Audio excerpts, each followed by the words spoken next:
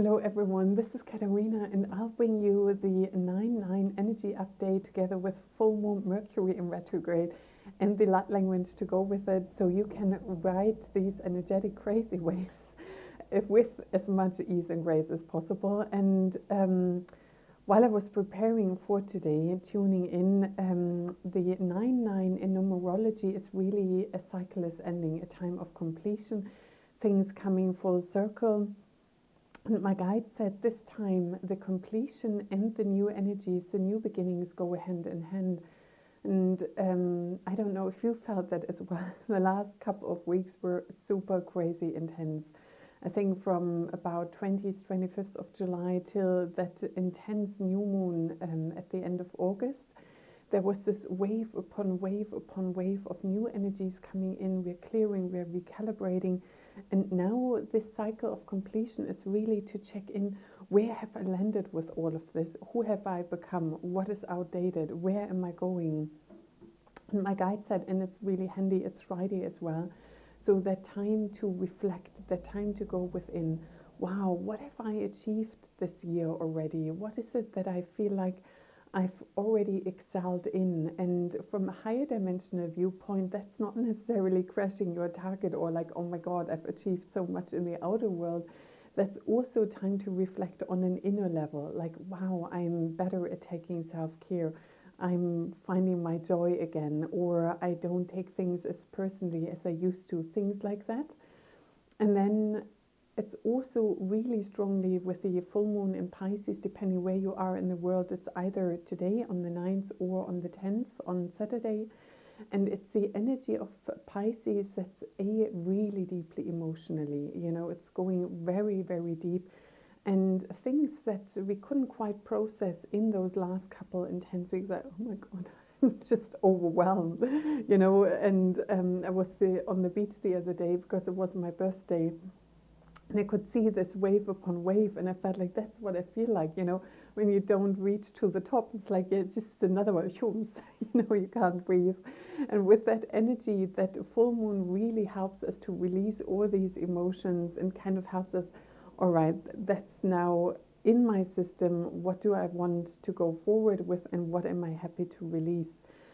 And my guides always stretch it really strongly, because I'm somebody, when I'm done, I'm done. I never ever want to face this again. And they say, but if you have that energy, never ever want to experience that again, then you already come from a negative place. You're basically holding on to it. And they're saying the more you can release things in gratitude, and it's like, wow, I've learned so much from this. It may not have been easy. It may have been very tricky, that learning curve. And I'm so grateful. May it be completed, and I released it in love and harmony. For me, that's definitely a learning process that's not achieved overnight, but it's really good to have that in mind. And then, so what would I release with love and gratitude? What have I already achieved?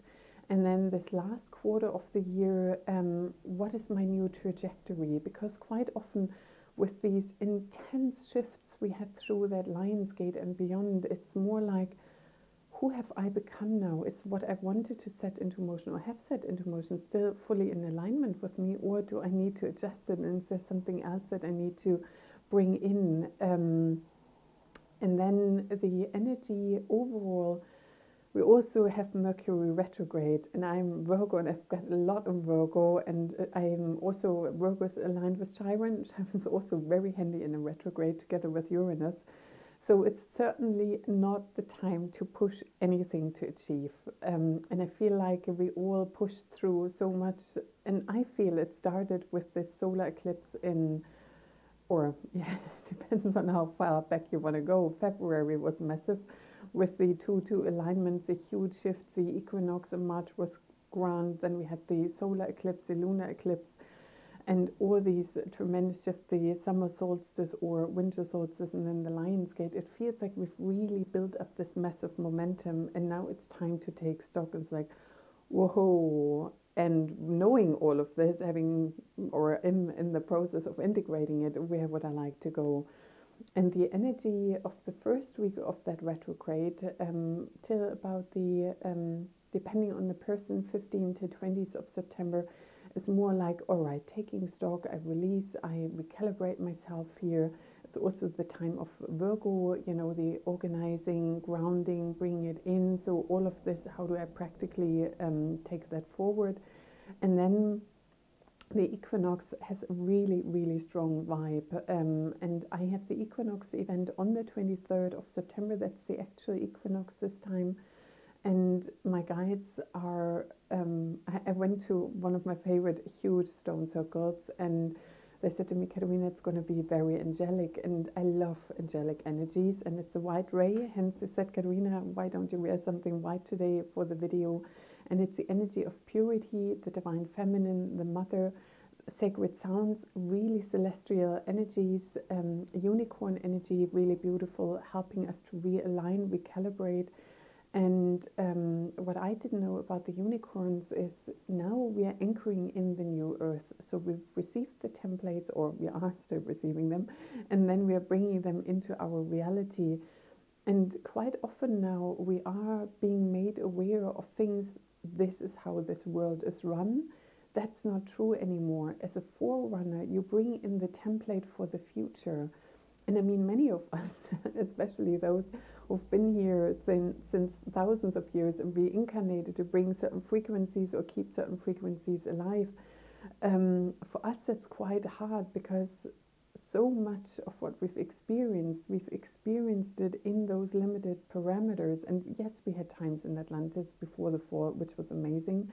We had Lemuria, we come from the stars, we have higher awareness. But down here, that's not quite how the show is run. And to allow all this, how it's down here operating, to break down, that's a journey in itself. And the unicorns, as I said, I wasn't aware of that. They are master builders. And they can also help shine a light on where your perception, or all of our perception of reality, can now be turned into the future of what we're bringing in. You know, and in fairy tales they often say, in the times when dreams and wishes still come true, we are in that time again, and we are manifesting the future, and we are manifesting where we are going. So it's really important to dial into the higher dimensions, like, oh yeah, these certain aspects aren't meant to be here. And for me, one practical example was truth and justice. You know, once you've been mainly incarnated as a female, mainly incarnated as a spokesperson for things that weren't really in alignment with where the collective was going, those lifetimes were cut really short. You ended up in exile or killed, whatever, stoned to death. Highly traumatic, if you like. And truth and justice totally weren't part of the matrix. Absolutely not. And to now see, oh my God, if I still hold that in my energy, then the future can be built on a higher, purer level. And that's what I mean, to realize, wow, certain things are so deeply built into our system and DNA, and to allow them to be overwritten. And the angelics are really beautifully coming in with a far more expanded, higher frequencies. The galactic step forward much more, and I can really feel this wave of light coming in. But the Lion's Gate has always this roar, this like, whoa, hold on to your heart, you know, it's going to be intense. And what I love about the white ray, it's equally powerful, yet in a softer, gentler, easier to absorb way. And they're saying, especially if you're not in resistance, like, yeah, I've taken that note. So, and upon this note, let's see what light language is coming forward.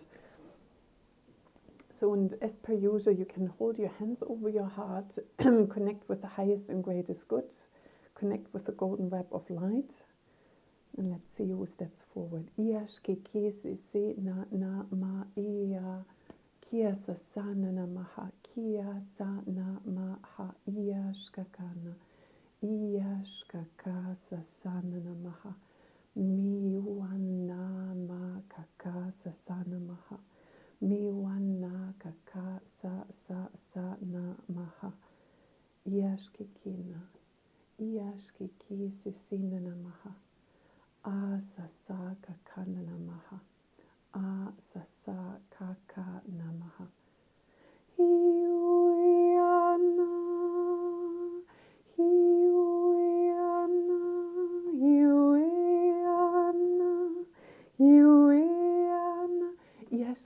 Sisina Namaha, Miwaka Kasasana Namaha, Mia Sisina Namaha, Mia Sisina Namaha, Ishkiki Sisina Namaha, Ishkiki Sisina Namaha, Niwa Shishika Kana Namasa, Iyashkaka Sasana Maha, Iyashkaka Sasana Maha, Nia Kikina, Nia Kikina, Nia Kiki Sasana Namaha, Iyaki Sisina Namaha, Iyaki Sisina Namaha, Ashkaka Sisina Namaha, Ashkaka Sisina Namaha.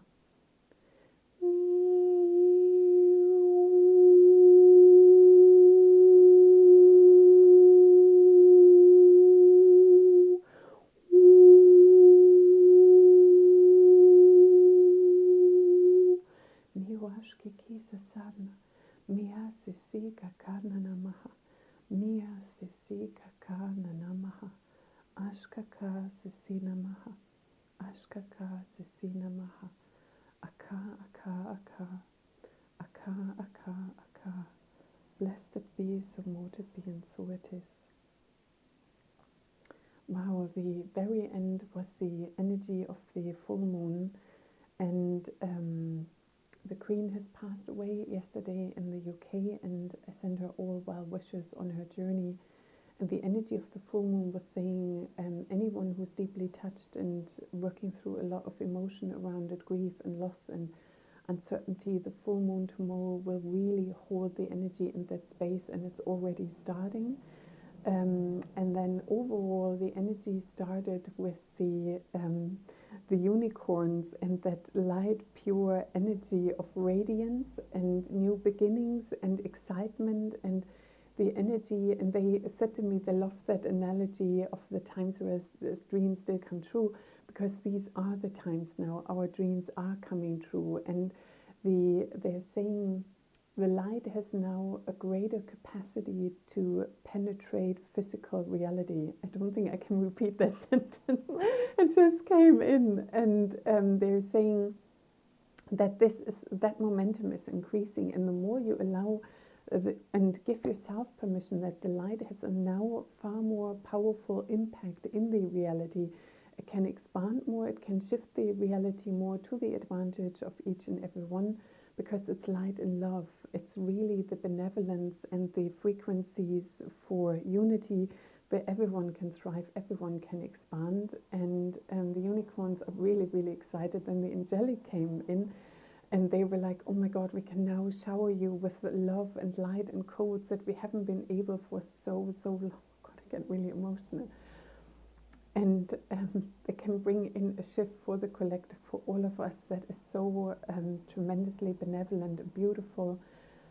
And that will change the outcome of many things the more you allow this to reach you. And then the dolphins were in the background saying, yeah, we hold that consciousness of unity for all of you, stay in there.